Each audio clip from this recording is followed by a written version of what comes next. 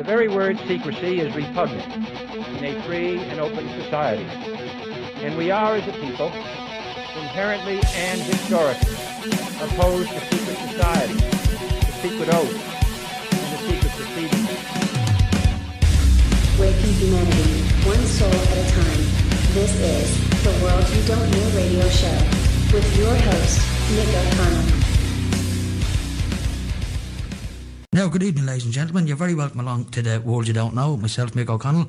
I hope you like the new theme tune, and I'd like to just send out a thanks to Danny Jacob for creating that for me, and the video that you'll be able to see from tomorrow on the podcasts. Some great work there, so that really played out nicely there. I enjoyed that tune, so thank you for that, Danny, if you're listening. Now, I've got a couple of great guests coming on tonight. I've got Cristina from the IRB coming on now in a minute to talk about something very, very interesting indeed in relation to All-Ireland medals. And then straight away after that, Christina's only going to be on for a few minutes, and I am hoping then to do a full show with Cristina this week for podcast, but it won't be broadcast until St. Stephen's Day, the day after Christmas, because I won't be up here and I'll be doing a pre-record for that. So hopefully Cristina will do that with me, and you'll get a lot more information in relation to what she's going to be talking about now in a second. So in saying that, I'm going to go straight to Cristina, and we'll get this 5-minute interview underway, because I do have a great guest coming up after that. Then I've got Freeman coming on from the United States. Absolutely brilliant guest, and you're really going to enjoy tonight's show. So I'm going to go straight to Cristina. Good evening, Cristina.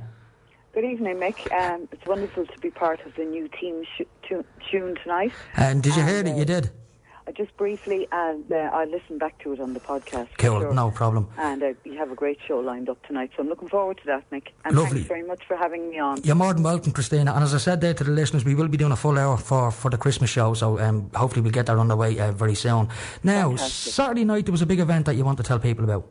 Oh, yes, indeed, Mick. Well, for most of your listeners, I think at this stage, to probably be aware of the fact that we had crafted through donations of silver and gold from people, handcrafted the original 1910 All-Ireland medals. Now, also, your listeners may be aware that in 2008, the GAA corporatised their medals with a corporate logo. So we felt for this year, specifically with the centenary year, it was very important that the winners of the Liam McCarthy and Sam Maguire Cups got these beautiful handcrafted medals, the original 1910 medals bearing the Sovereign Seal Harp and the era on the medals. Okay. So we had a function.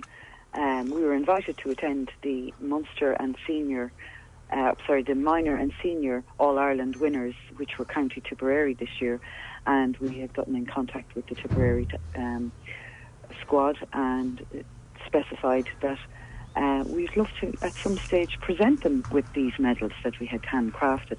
And they were only too delighted to have us attend their medal-giving, their prize-giving ceremony for the minor and seniors last weekend. And it was an absolutely wonderful occasion.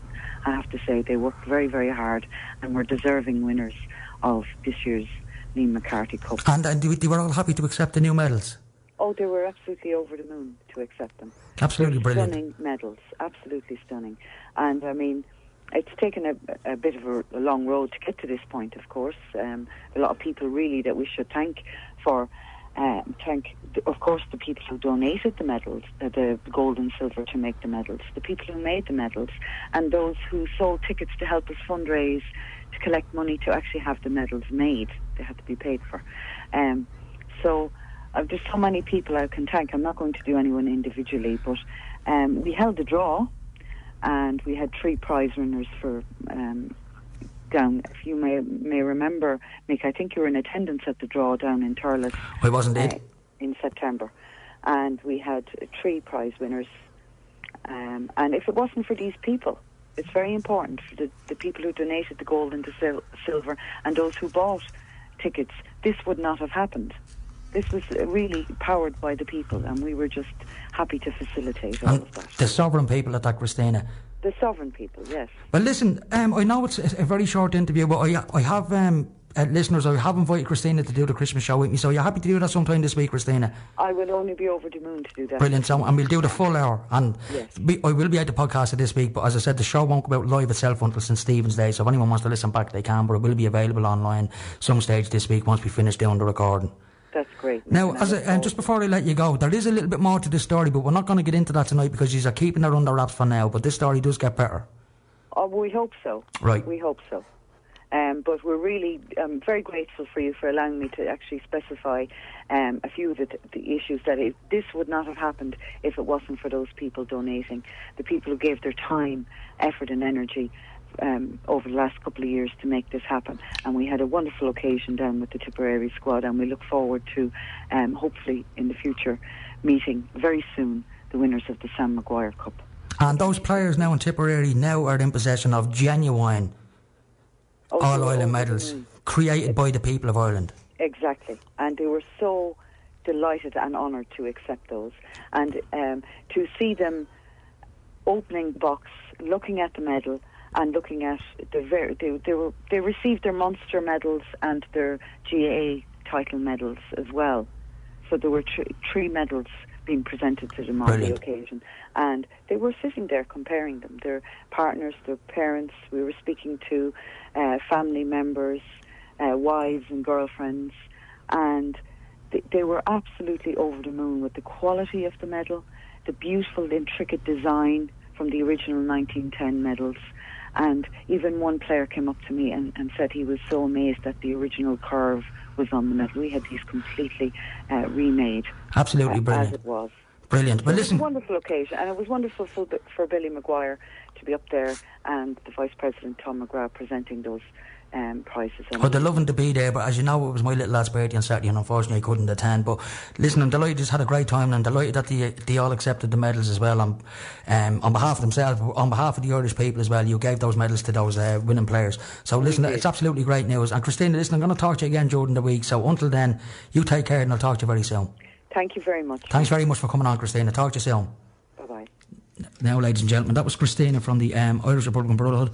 Cristina ní Dubhsláine. It's actually Cristina Delaney in English, but she doesn't use the English version, she uses the Irish version of her name. She's a wonderful lady, and as you heard there, they gave All-Ireland medals, handcrafted All-Ireland medals based on the 1910 design to the winning Tipperary team players, and the seniors and the minors, and the winners of the Liam McCarthy Cup.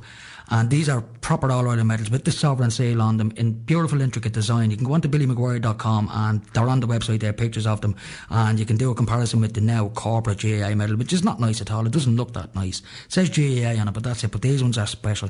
Anyway, I'm going to dial my new guest in, Freeman from the United States. I've been looking forward to getting this gentleman on. I'll just give you a quick bio of Freeman. Give me a look there now. Where's that gone?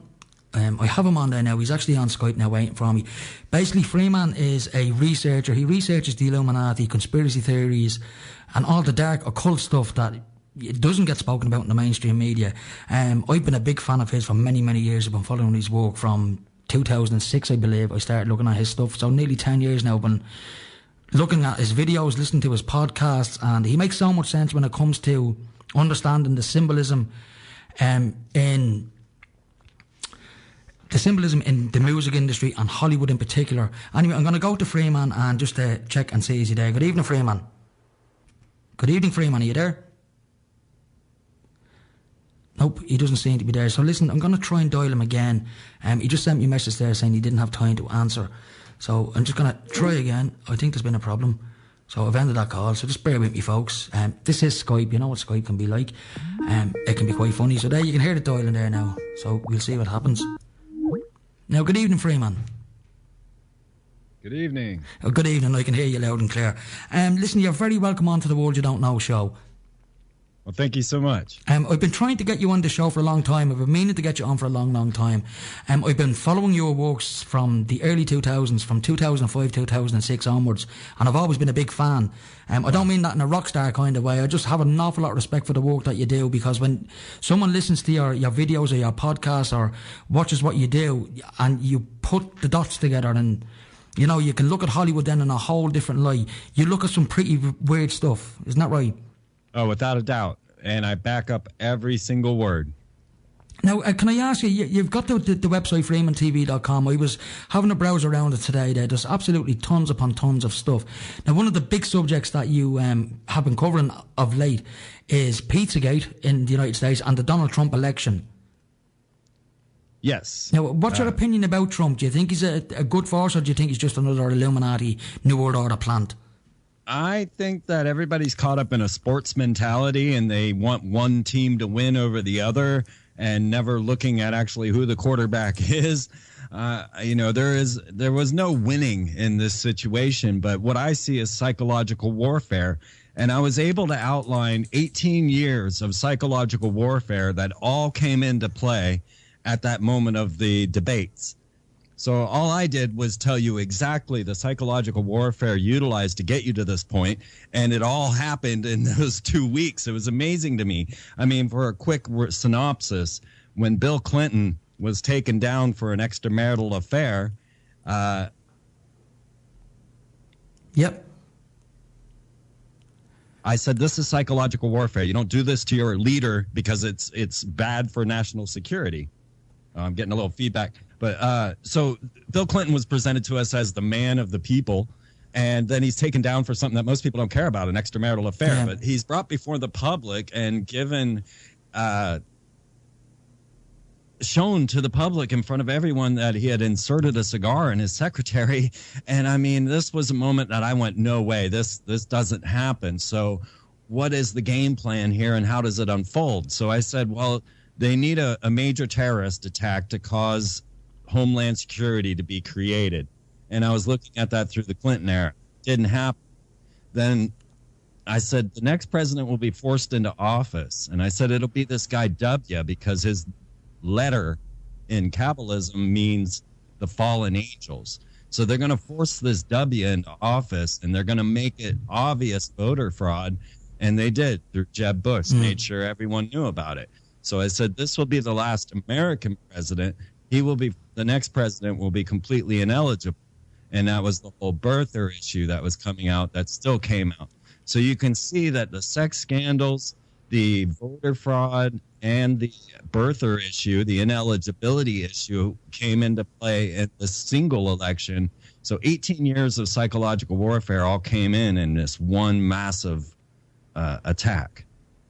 Can I ask you, just in relation to the birther issue with Barack Obama, I had my own theory about this. Now, I read a book years ago, it was an excerpt from a book, and it was Arnold Schwarzenegger's biography.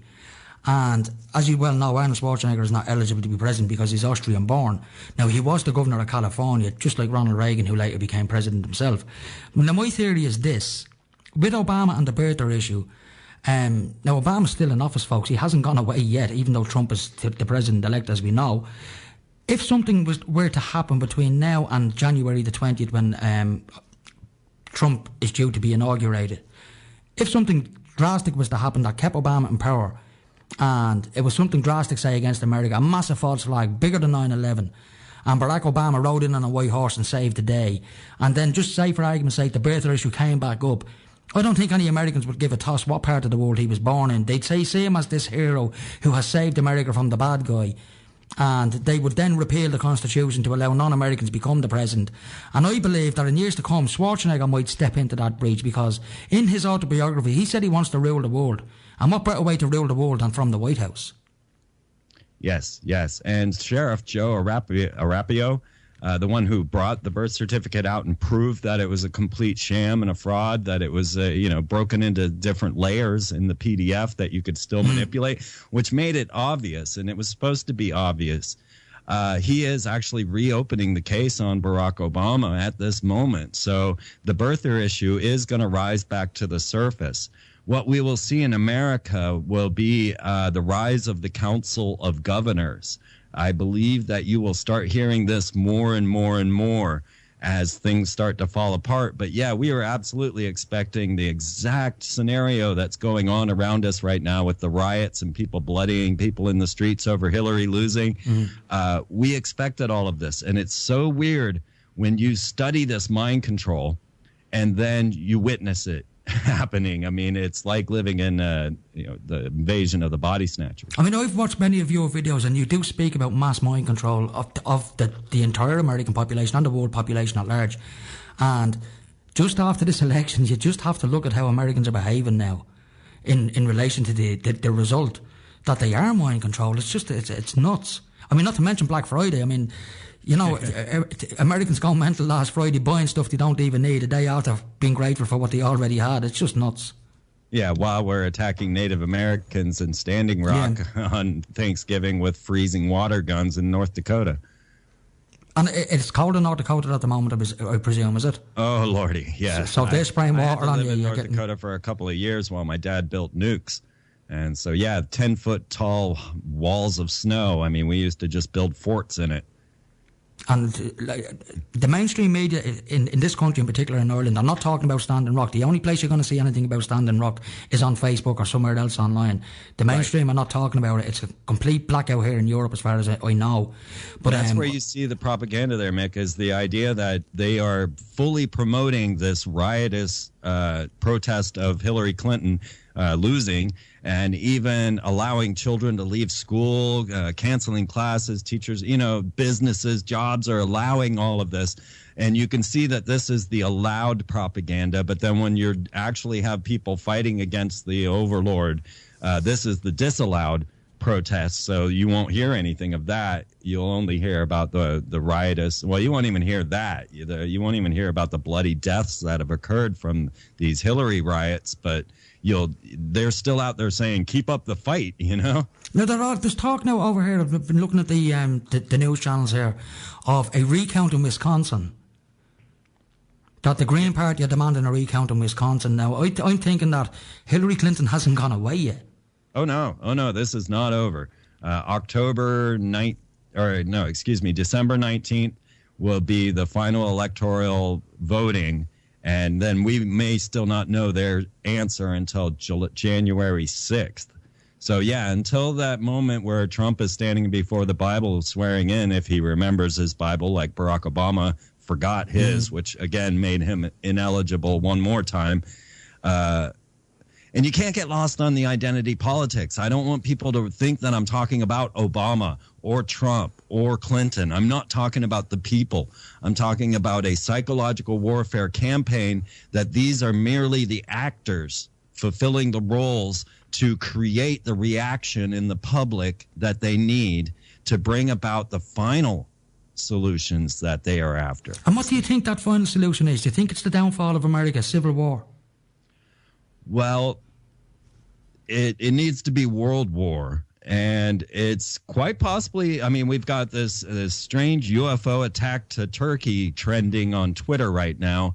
And it came right on the tails of Dr. Stephen Greer coming out about the false flag alien invasion. No. But something of that level. I seen this video earlier on that you're talking about. This is an alien mothership, as it's been called, coming out through a portal over the Bosphorus. Is this what you're talking about? In Istanbul? Just over Istanbul, over the Bosphorus River. I seen this earlier on this evening. Now, this is either some extremely smart filmmaking, Photoshop, call it what you want, or it looks genuine. This was the best UFO video I've ever seen. Hundreds of people are reporting on this, so it's there. And there is talk. I've been watching stuff for years online about a fake alien invasion. I think Carol Rosen spoke about this, that it was Werner von Braun had warned her that in order to bring in the New World Order, they would try several tactics like terrorism and wars and etc., but the last card would be a fake alien invasion. Yeah, and right before that was asteroids. And we have been covering that live. And I keep a very strong database of these incoming fireballs and the technologies that can produce them. And even Putin and Milosevic accused the U.S. of using meteor weapons on them. And so what I track are these incoming fireballs that have no bolide. They have no rock, no meteor. It's just a fireball. They tend to come with sonic booms, and they tend to be followed by earthquakes. And you will see this over and over and over again. Now, I have been tracking these since 1996.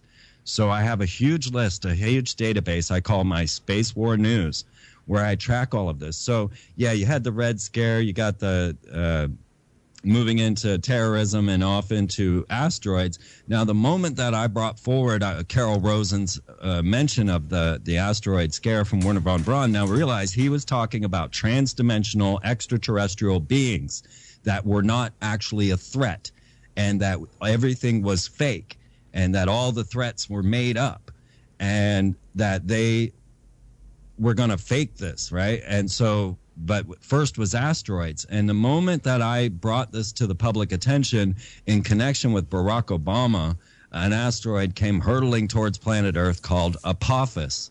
And Apophis just happens to be the Satan of the Egyptian religion of Akhenaten. When he began monotheism, Apophis, this very asteroid, was the Satan of the religion. And what we're looking towards in the future, honestly, is the politics of immortality. So first, we need this major storyline. We need the idea that freedom leads to perversion. That's what America represents. That's why they present us as Satan to the rest of the world. So that you see liberty leads to perversion, leads to corruption. And that way, the future historical representation of what's evil will be freedom and liberty. But then they need so many of us gone at this point, because we are moving into the politics of immortality. And as we start to track the cloning, the DNA databases, the mind transfer technologies, the killer robots, and the quantum AI computers, then you start to see where this is all heading. And if you're not including glow-in-the-dark sheep and glow-in-the-dark cats into your worry, then you're not seeing what's coming down the line. Listen, so I need to go to a quick break, so do you mind hanging on for a couple of minutes? Oh, absolutely. If you'd be so kind to mute your microphone just for a couple of minutes while the commercials are on. You got it. That's brilliant. Folks, we'll be back in 2 minutes with Freeman.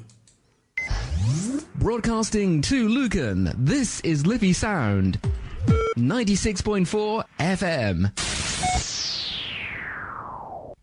You're listening to Liffey Sound on 96.4 FM. Now, folks, you're very welcome back. So I'm going to go straight back to Freeman. You still with me, Freeman? Absolutely. That's brilliant. Now, I want to bend your ear a little bit on one of the more interesting subjects that I'm interested in, and that's Hollywood and the music industry and the symbolism that goes with that. Now, one thing you pointed out to me years ago, and I spot it here in every toy shop I go to in Dublin, I've got a small 4-year-old, so I spend some time in the odd toy shop, is this warrior princess mind programming that is manipulating children to grow up like that. And one that you pointed out in particular, and I see it everywhere, is what happened with Miley Cyrus, from Hannah Montana to Miley Cyrus. You know, you had this sweet innocent little girl called Hannah Montana, and you had all the little girls growing up with her, and then as soon as she turns 16, 17, she turns into this slut.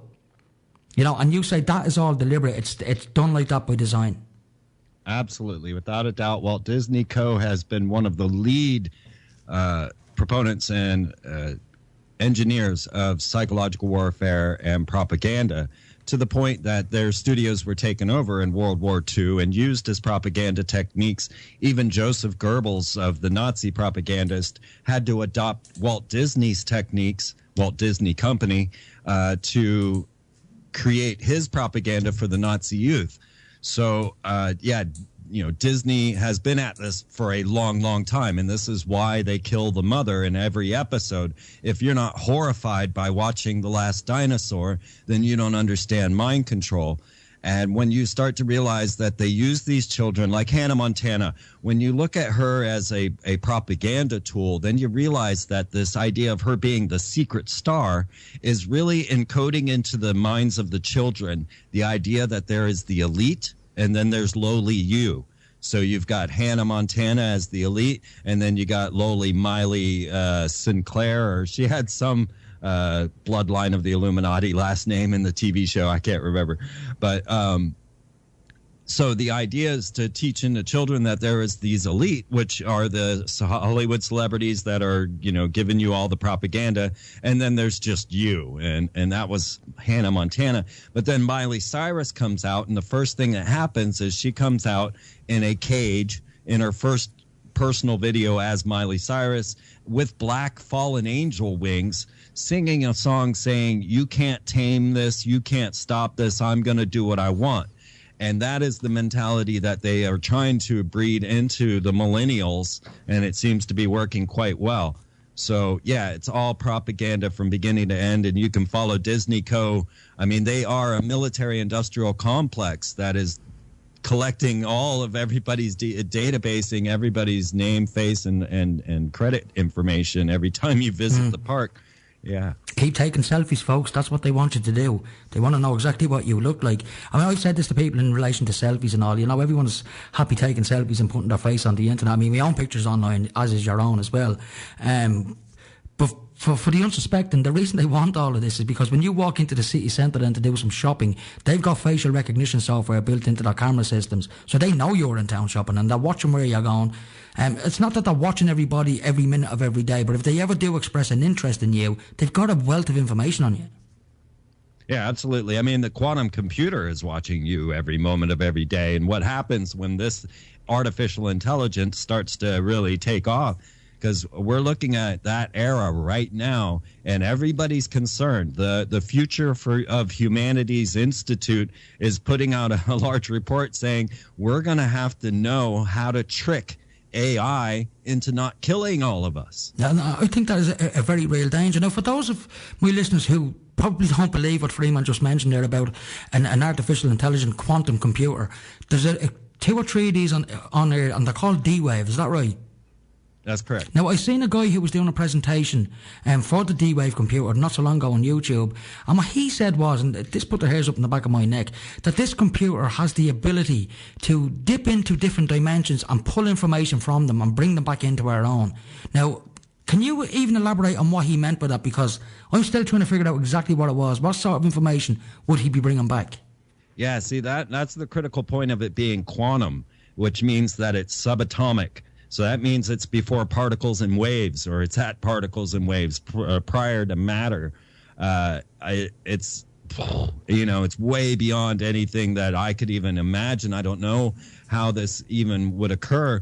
But when you start to follow CERN and the other particle colliders around the globe, so the Mandela effect. I mean, this sort of ties in with that. I mean, I don't know if the Mandela effect, I'm sure you're aware of it. I don't know if it's a real thing or if it's just some weird psychological operation that's taking place online. But apparently information seems to be changing. It's a very strange phenomenon that's been going on for the last couple of years. I'm only recently getting into the Mandela effect. I've only discovered it not so long ago. And what's your own opinion on it? Do you think it's genuine, and do you think CERN are causing it, and do you think things are actually changing? I think there's a potential for it. Most of the things that I've seen as the Mandela effect, like the end of Chick-fil-A or things of that nature, I didn't remember them the way people remembered them. So for me, I was like, yeah, I'm not so sure your memory's correct. So having to trust somebody's memory is... I mean, one of the big ones in it now is the movie Forrest Gump, the line in it, life is like a box of chocolates. And that's how I remember it. But if you go onto YouTube, you can't find that anywhere now. It's life was like a box of chocolates. Huh. You know, so yeah, see, little things like that, but you can't trust your memory. Your memory that's the thing. Can you really trust your memory? You know, maybe life was like a box of chocolates, but we just like to think that it actually is. I honestly believe the Mandela effect and the flat earth stuff has been put up online to divert people's attention away from what's really going on, you know, within the banking industry and government and the military industrial complex. There's certainly better things to worry about, that's for sure. All of this is still going on if we live on a plane or an orb, you know. So I definitely feel that. But you go into projects like the relativistic heavy ionic collider at Brookhaven National Laboratories. This is another collider like CERN, but it collides gold particles. And they emit in their news broadcast, which I have linked there in my Space War News, is that they manipulated space-time with a gold collision. And yeah, I mean, you know, when you start to follow these things and you see what the capabilities are of CERN's computer grid, and you see the capabilities, and then now they have the largest laser-operated particle collider up in Romania and Transylvania, and that's pretty intriguing, I find. But yes, you know, why are nation after nation putting billions of dollars into a project that simply gives you the goddamn particle? You know, they're not getting anything out of it for the billions that they're putting in, so what's the real purpose of this? And when you start to look into that, it is transdimensional transportation, because I've tracked that quite heavily. You can find that in my ET and transhumanist agenda.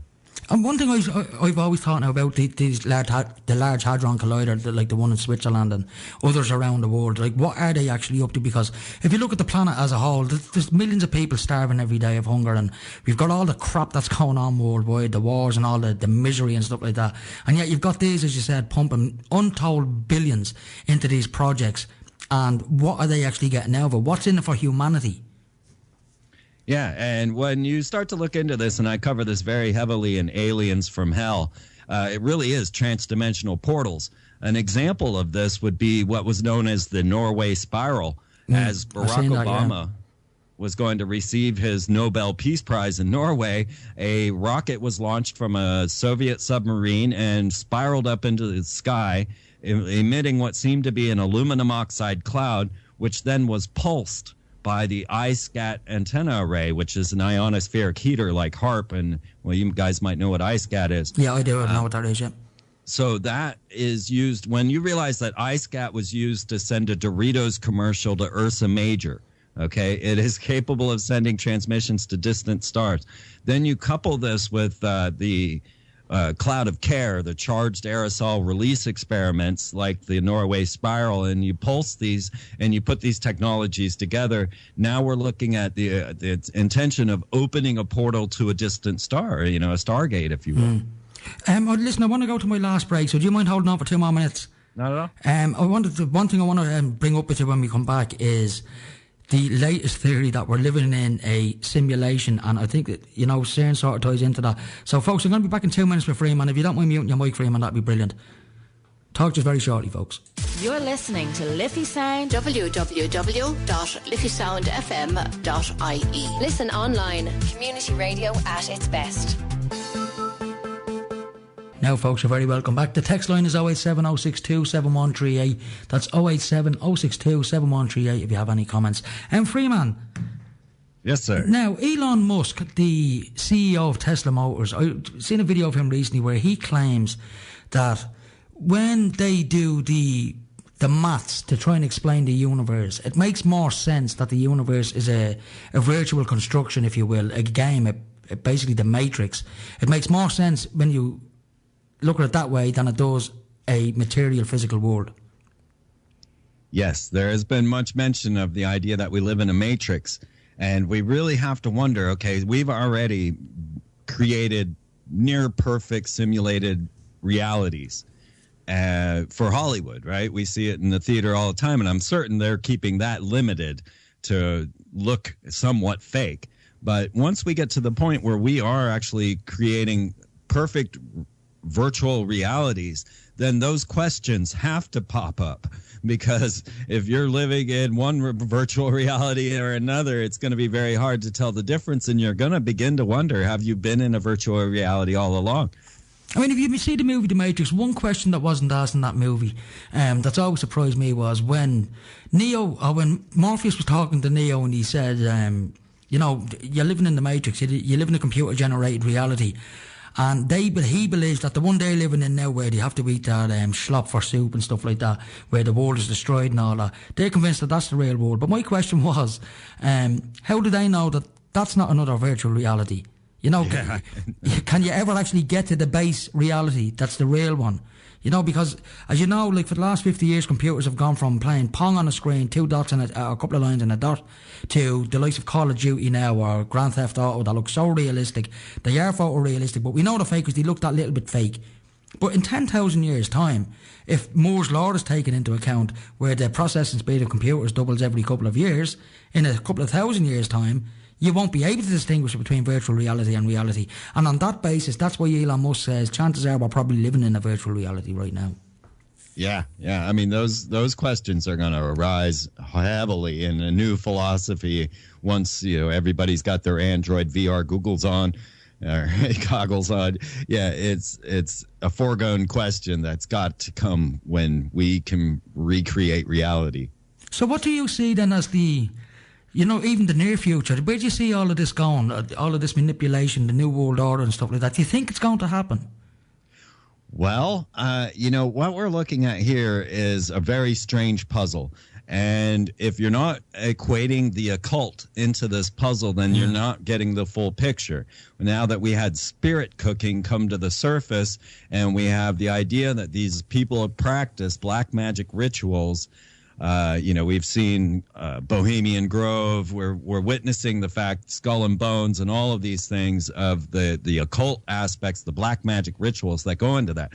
So as I started doing deeper and deeper study into the extraterrestrial question and into this high technology question, I kept coming back to this communication with interdimensional beings, which we can call demons, which they do call demons in their own works. So when you look to the Nazis, you find that they were founded from a psychical research group that then was channeling information to create UFOs and nuclear bombs. When you start to look towards all of the politics that are going on, even with the Podesta emails coming out and showing that he's going to these rituals or even acts of art that are rituals where they're using blood, semen, feces, and breast milk. Now, can I just say that in relation to the Podesta brothers, they're two brothers, aren't they?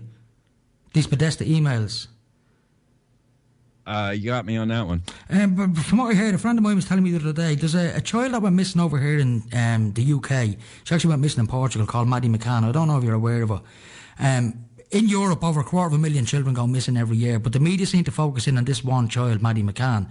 And if you look at the parents, look at the videos of the parents, they're very suspect. You know, there's a lot more to the story than just the child getting abducted. But it ties in with this Podesta thing, that whoever's involved in this Podesta email paedophile scandal, apparently some of the key players in that were in Portugal at the time that this child went missing, and the word is that she was taken for sacrificial reasons. Yeah, this goes deep into MK Ultra, into mind control programs, and into ritual sacrifice. Without a doubt, you can track this stuff throughout history and bring it to the surface. I've covered this deeply with Anna Nicole's death and with Britney Spears' meltdown, and shown you in real time these events occurring. So the thing that you discover is that these so-called elite are actually pretty strange and performing these magical rites to communicate with interdimensional beings, which, you could call demons, devils, or whatever. And for anyone out there who doesn't believe this stuff, I urge you to have a look at Jordan Maxwell. One of the things he always talks about is, in relation to the Illuminati, when they're doing stuff on us, say something like a 9/11, that they've got to tell you they're doing it, because to them it's a form of magic. And whether you believe that or not is irrelevant. They believe it. That's what matters. And he was saying that in order for that magic to work, as far as they're concerned, they've got to tell the recipients of the magic that they're going to do this. But rather than tell you to your face, this is what we're going to do, they will put it into movies, into cartoons, etc., and tell you that way. It's like the Simpsons predicting Donald Trump's election. Yeah, there really is a spiritual veil that they must pierce. And as if you were to enter a Freemasonic lodge, the first thing you must agree to is that you've come of your own free will and accord. And that's the practice for any magical practice. And so they're getting you to enter your own free will and accord. That's the spiritual break that they get. They say, well, you agreed to it, and that gives them the free license in the magical realms to get away with this without the fallback that would normally come from such a curse. Now, when you couple this, though, what we were talking about a few minutes ago, the Elon Musk's theory that we live in a computer-generated reality, all this magic, is that a form of hacking the system? That's very likely, and that many chaos magicians and others describe it in that very way. And that's kind of Neo's thing too, is that he had reached this level where he could hack the system. But yes, absolutely, there is power to consciousness, and the amount of media propaganda that they have now to control all of our thoughts, that power actually manifests reality. And that's where we need to change. We need to change right inside and forget these identity politics, forget trying to fight the system and just live a new system. You need to hack the system. What do you think, though, for humanity, Freeman, what do you think is the way out of this? Is there anything that people as a whole can do if they all wake up? I mean, there is an awakening going on. I see it here in Ireland myself. When I start looking at your stuff 10 years ago, anyone I spoke to about anything that you were doing, and I repeated it to somebody, like, people were looking at me like I was a mental case to it, like, don't even talk to us, we don't want to know, you're crazy. But now, people are more susceptible to this information, they're more open to it. Without a doubt, yeah. FreemanTV.com will blow your mind. I promise you that. And the thing is that some of this stuff has been there for your reaction. And I think what has happened is that there wasn't enough reaction out of the public, so they bring it even bolder and brighter. So like I'm analyzing the 18 years of psychological warfare through the presidents, and now we have it all in 2 weeks, including a UFO invasion, everything all at once. That they want you to react, right? That's the whole thing. When I said 9/11's going to happen, it's, don't freak out. It's for your reaction. That's the whole thing. My whole point has been to say that this has been going on for millennia, if you really look at it. But if you want just, the overarching, at least decades. And so the fact that you're reacting now is just because the propaganda is making you react. You need to go and learn and study and understand before you react. And that's not the way we're conditioned. So really, people need to get back to a natural habitat. I've seen humans in their natural habitat, or at least a simulation of it, and they are loving, caring, generous, wonderful beings. It's only when we're under this mind control where we live in this artificial reality, we're all born in captivity, that this type of aggressive activity occurs. Humans themselves would be amazing left to their own. I had a guest on here last week, Mark Bajerski, absolutely wonderful guest, and he's a spiritual healer, he's into Reiki and all that sort of stuff. One of the most positive people I've ever spoken to in my life, let alone interview.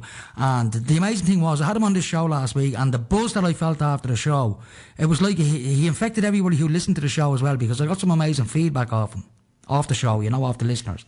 Without a doubt. I feel every show I do, I feel every consciousness that's focused on what I'm saying, and it's amazing. And so now we're at a point where we're nearly a type 1 society. We are globally communicative. I'm just sitting here chatting with you in Ireland, and we can now do that on a macro scale and a micro scale. So we can do it like we are through Skype, but we also have this amazing consciousness. And so the more and more we start to learn about everybody else around us, and the more and more our consciousness will grow in that way as well. Well, my belief now, I'm a big believer in synchronicity. I'm not one for believing coincidences at all now. I used to, all right, but not anymore. And it's the same for tonight. The reason you're on this show tonight and you didn't come onto my show 5 years ago is because tonight was meant to be tonight. And I believe that. Right. Yeah, absolutely.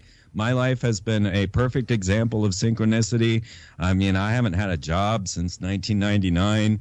My life is blessed, and it shows through the friendship agenda. That's how, as I've been saying, is the real solution is friendship is our new currency.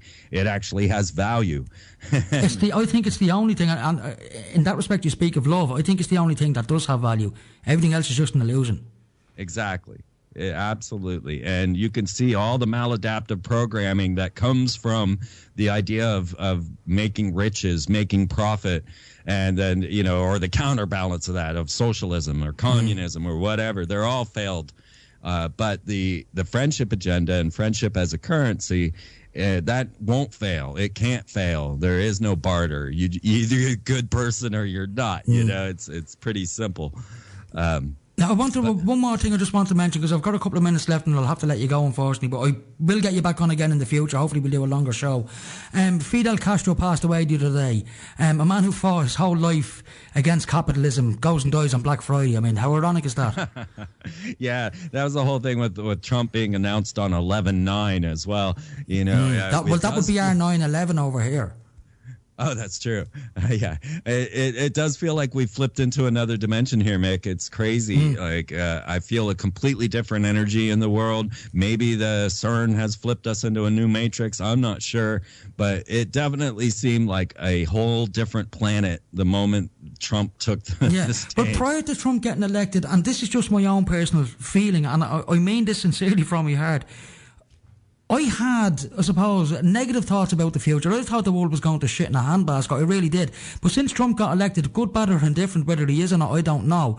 I don't know what it is. There seems to be a buzz around the world. I think people are more positive now going into the future. And I don't think it's anything to do with Trump. I think it's to do with consciousness as a whole. I think something is going on.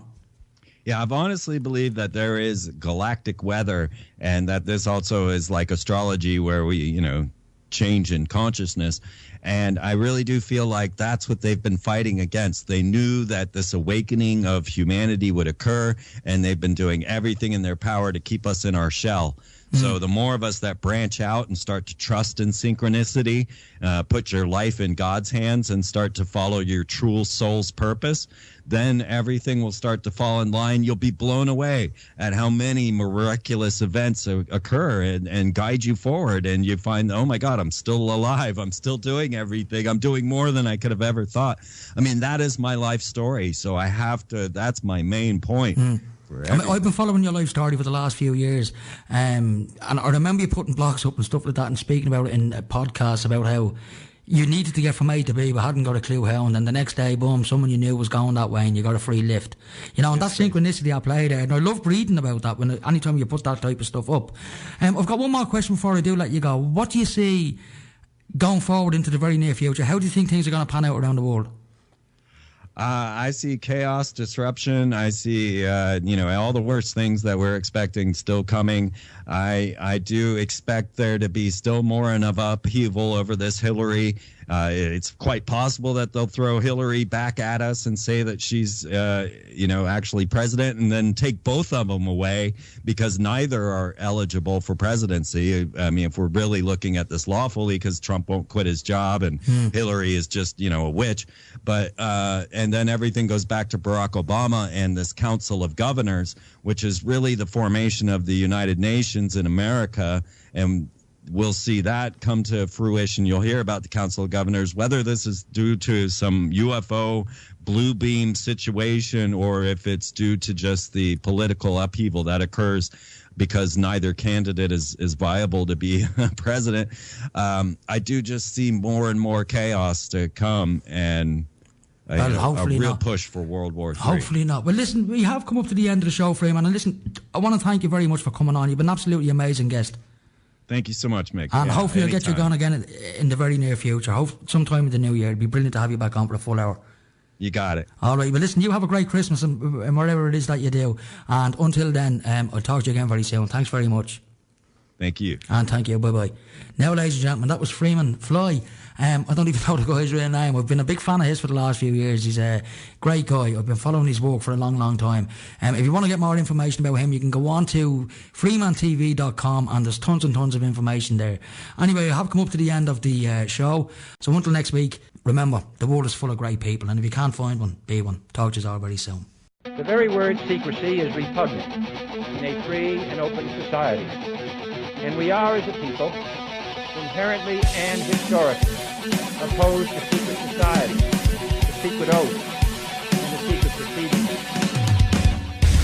Waking humanity, one soul at a time. This is the World You Don't Know radio show with your host, Nick O'Connell.